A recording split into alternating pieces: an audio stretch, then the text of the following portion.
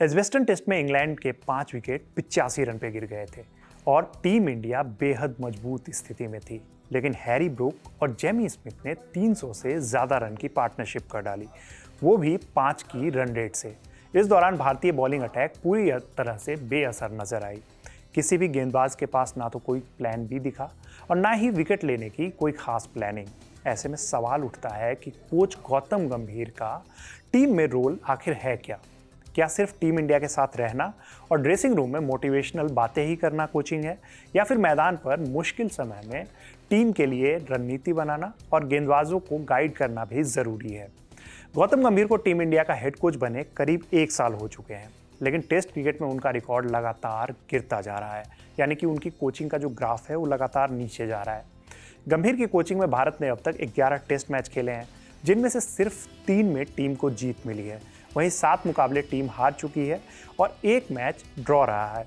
ये बात हम एजबेस्टन टेस्ट से पहले की कर रहे हैं। यानी कि ओवरऑल अगर आप देखें तो जीत जो है वो सिर्फ 27% मैचों में मिली है, जो कि पिछले 15 साल में सबसे खराब है। गंभीर की कोचिंग में भारत ने सिर्फ बांग्लादेश के खिलाफ टेस्ट सीरीज जीती थी, जो कि उन्होंने 2-0 से अपने नाम किया था। 2 टेस्ट मैच थे, जबकि न्यूजीलैंड ने भारत को उसी की जमीन पर 3-0 से हरा दिया था। फिर टीम ने ऑस्ट्रेलिया के खिलाफ बॉर्डर गावस्कर ट्रॉफी भी 1-3 से गंवा दी थी और इसके साथ ही वर्ल्ड टेस्ट चैंपियनशिप फाइनल का सपना भी टूट गया था। यानी कि पिछले 9 टेस्ट में से 7 हार, सिर्फ 1 जीत और 1 ड्रॉ। ये आंकड़े टीम इंडिया की गिरती हालत को साफ दिखाते हैं। अब सवाल उठता है कि ये गंभीर की रणनीति आखिर है क्या? वो किस तरीके की प्लानिंग बना रहे हैं? जब इंग्लैंड के खिलाफ 5 विकेट 85 रन पे गिर गए थे तो टीम इंडिया को आक्रामक फील्डिंग और बॉलिंग करनी चाहिए थी, लेकिन गेंदबाजों का कोई क्लियर प्लान नजर नहीं आया। न तो स्पिनर्स में कोई धार दिखी और ना ही तेज गेंदबाजों में कोई वेरिएशन। फील्डिंग सेटिंग भी काफ़ी हद तक डिफेंसिव ही रही। हैरी ब्रूक और जेमी स्मिथ ने इतनी आसानी से रन बनाए, आपको देख के लग रहा था कि कोई जैसे लोकल लेवल के बॉलर्स के सामने वो खेल रहे हों। भारतीय गेंदबाज बस बॉलिंग करते रहे बिना किसी खास प्लानिंग के। क्या कोचिंग स्टाफ ने प्लानिंग में कोई चूक की थी यहाँ पे? क्या गेंदबाजों को सही गाइडेंस नहीं मिली थी, या फिर टीम में आत्मविश्वास की कमी दिखी? गौतम गंभीर को हमेशा एक आक्रामक और मोटिवेशनल कोच के तौर पर देखा जाता था। यानी कि ये बात हम कर रहे हैं जब वो केकेआर के साथ हुआ करते थे, तब ऐसी बातें लगातार होती थी कि वो टीम को मोटिवेट करते हैं, वो काफ़ी आक्रामक हैं। लेकिन टेस्ट क्रिकेट में उनकी रणनीति बार बार फेल हो रही है। हाल ही में इंग्लैंड के पूर्व स्पिनर मोंटी पानेसर ने एक बात कही थी कि गंभीर को टीम इंडिया की सिर्फ बैटिंग ही नहीं सुधारनी है, बल्कि उन्हें एक मजबूत बॉलिंग यूनिट भी बनानी है। ऐसी यूनिट जो इंग्लैंड में 20 विकेट लेने का मादा रख सके। नहीं तो बीसीसीआई धीरे धीरे टेस्ट दर टेस्ट मैच उनका मूल्यांकन करेगा, यानी कि गंभीर का मूल्यांकन होगा। और अब ये मूल्यांकन होना भी चाहिए, क्योंकि 1 साल में हमने क्या देखा?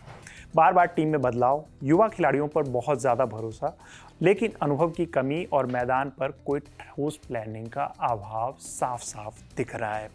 लीड्स टेस्ट में हम 371 रन डिफेंड नहीं कर पाए और अब एजबेस्टन में 5 विकेट जल्दी गिराने के बाद भी ये मैच जो हमारी हाथ में आ चुका था, अब वो रोमांचक दौर पे बढ़ रहा है।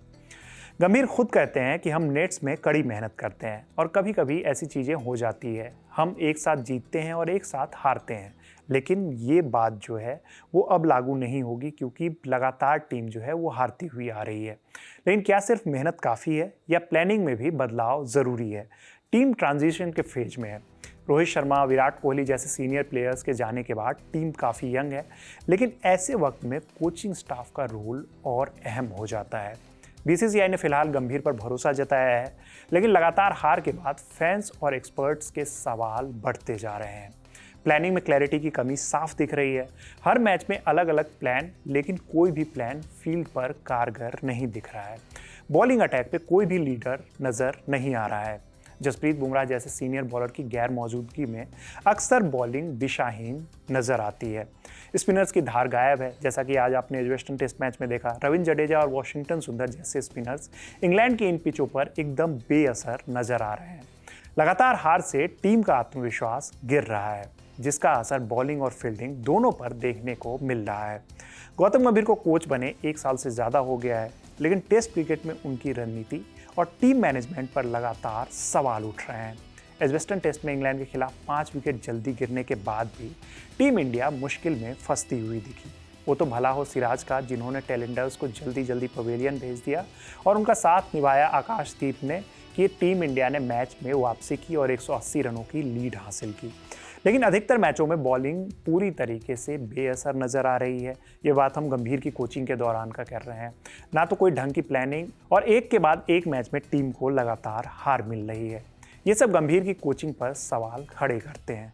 क्या गंभीर के पास इसका कोई ठोस जवाब है या फिर टीम इंडिया को एक नए कोचिंग अप्रोच की ज़रूरत है?